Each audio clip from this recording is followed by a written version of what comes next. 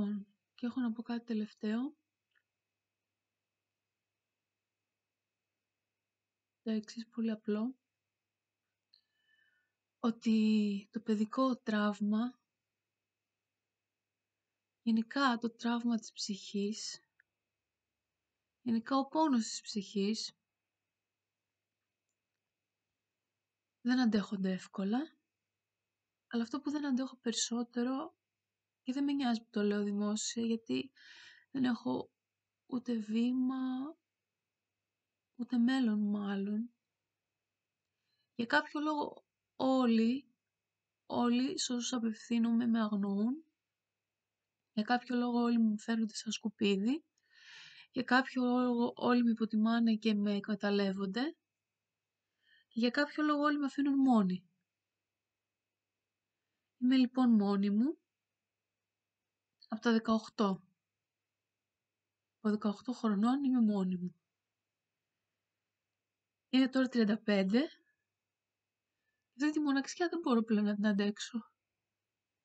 Κάτι υπάρχει και απομακρύνουν και οι γνωστοί και οι φίλοι και η οικογένεια, και δεν είναι μόνο αυτό.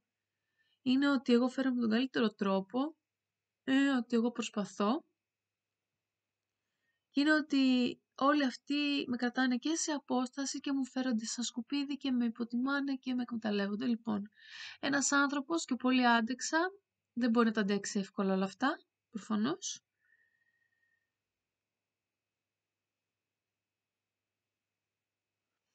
Και αυτό που ζητάω είναι, επειδή συμβαίνουν και άλλα πράγματα στη ζωή μου τα οποία δεν θέλω να μοιραστώ αυτή τη στιγμή,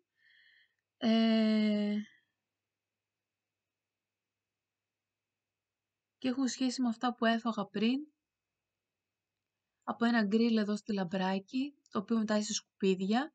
Τους φέρθηκα και τους μίλησα με τον καλύτερο τρόπο και μου ταΐσανε σκουπίδια. Παρήγγειλα και ψητά λαχανικά, δεν μου τα δώσανε. Μου χρεώσαν 24 ευρώ για 2 σάντουιτς, 1 σαλάτα, 1 κοκακόλα, 2 νερά, ψητά λαχανικά τα οποία δεν μου τα δώσανε. Και αυτά.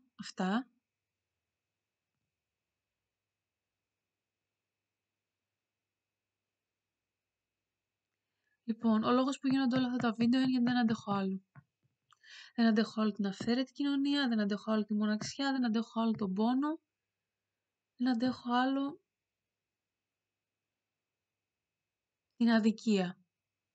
Γιατί το παιδικό τραύμα ενέχει αδικία, πέρα από πόνο, πέρα από όλο αυτό το που σου προκαλεί, ενέχει αδικία. Δεν αντέχω άλλο την αδικία. Δεν την αντέχω την αδικία άλλο. Δεν την αντέχω.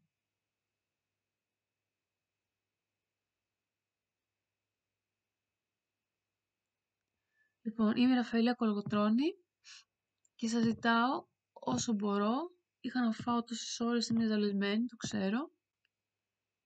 Σας ζητάω όσο μπορώ να με βοηθήσετε, γιατί κανένας άλλος δεν με βοηθάει.